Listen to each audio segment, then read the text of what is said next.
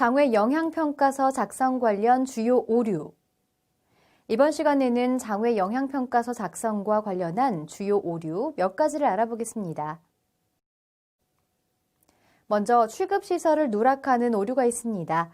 간이수준 작성 시 품질관리 실험실 등 단위공장 내 실험실, TMS실 등 단위공장 내 유해 화학물질 취급시설의 일부만 단독으로 제출하는 경우가 있는데요. 이런 경우 부적합 요인이 됩니다.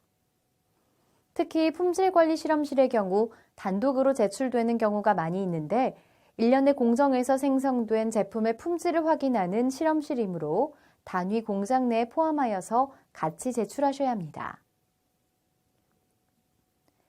예시를 보시면 해당 장외 영향평가서는 연구 실험실만 단독으로 제출한 경우입니다.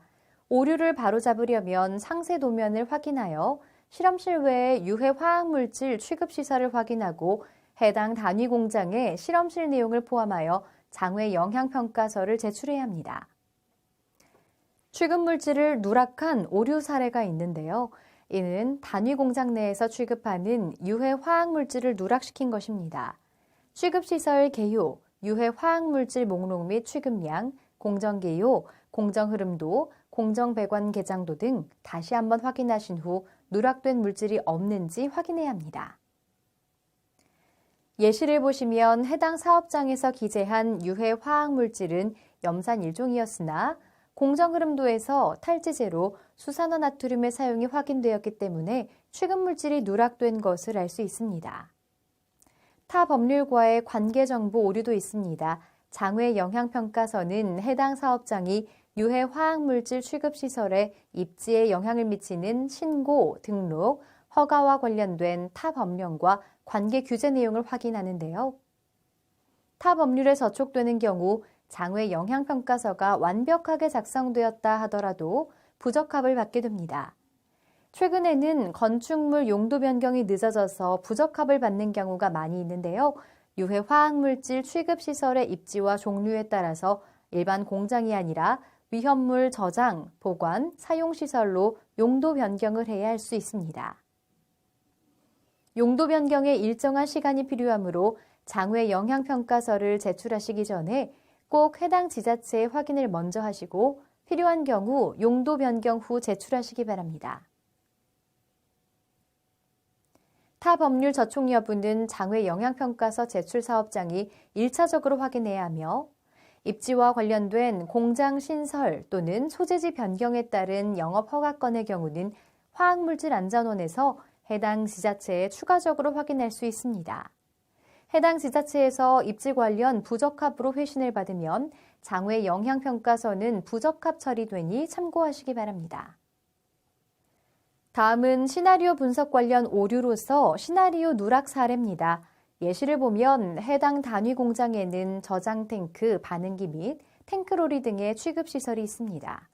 반응기는 염소산 나트륨과 염산을 모두 취급하고 있는 것을 볼 수 있습니다. 일반적으로 입출하 시설의 시나리오 분석이 누락되는 경우가 많으나 예시를 보면 해당 사업장에서는 염산과 염소산 나트륨 탱크로리 입출하를 시나리오로 잘 선정했습니다. 그러나 반응기 내에서 염산과 염소산 나트륨 두 가지 유해 화학물질을 혼합하여 사용하기 때문에 믹서-1에 관한 시나리오가 각 유해 화학물질별로 하나씩 분석되어야 하나 염산에 대한 시나리오만 분석되었고 염소산 나트륨에 대한 시나리오 분석이 누락되었음을 확인할 수 있습니다. 따라서 믹서-1 염소산 나트륨에 관한 시나리오를 추가하여 시나리오에 누락이 없도록 작성해야 합니다. 다음으로 안전성 확보 방안 관련 오류를 보겠습니다. 우선 주민수나 근로자 수를 잘못 산정한 경우인데요. 사고로 인한 영향 범위 내 주민수의 산정은 누출원을 중심으로 사고로 인한 영향 거리를 반경으로 하여 원을 그려서 원형 내에 위치하고 있는 주민의 수를 계산하여 구해야 합니다. 예시를 보면 사업장 A에서 근무하는 총 근로자 수는 49명이고 누출로 인한 영향 범위는 사업장 A 전체의 약 11%를 차지하는 것을 확인할 수 있습니다. 예시와 같이 A사업장 일부만이 영향 범위에 들 경우에는 A사업장의 근로자 수를 모두 기록하는 것이 아니라 해당 근로자가 영향 범위 안에 있을 확률을 적용하여 기입하시면 됩니다. 따라서 영향 범위 내 근로자 수를 적용하면 11% 곱하기 49명은 5.39명이 나옵니다. 소수점의 주민은 존재하지 않으므로 올림 처리하여 6명으로 적용하면 됩니다. 만약 영향 범위 내 주민 수가 0명이더라도 위험도가 0일 수는 없으므로 1로 계산하여야 한다는 점을 알아두시기 바랍니다. 일반 거주자 수는 통계지리 정보 서비스의 통계 내비게이트를 반영하여 코라에서 자동 반영됩니다. 주변 사업장의 근로자 수는 직접 문의하시거나 산업단지 내에 위치할 경우 산업단지관리공단에서 제공받으실 수 있습니다. 다음은 개시사건 적용 오류입니다. 각 취급시설의 특성에 따라 반드시 적용해야 하는 개시사건들이 있는데 이를 누락시키거나 취급시설 특성에 알맞지 않은 개시사건을 추가한 경우, 개시사건 개수를 잘못 적용한 경우 등이 개시사건 적용 오류에 해당합니다.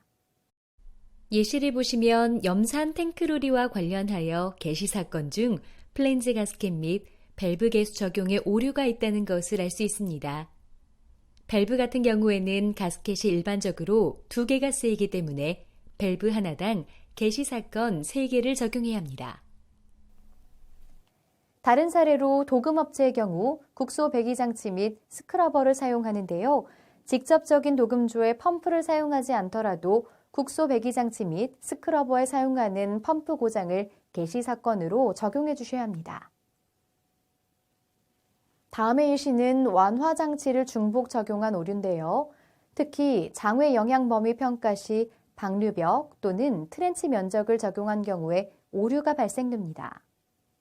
이 경우 영향 범위 평가 시 방류벽 면적을 적용하여 이미 영향 범위를 줄였으므로 위험도 분석을 위한 완화장치로 방류벽이나 트렌치 등 지하 배관 설비를 중복 적용해서는 안 됩니다. 마지막으로 개시사건에 알맞지 않은 완화장치를 적용한 오류 사례인데요.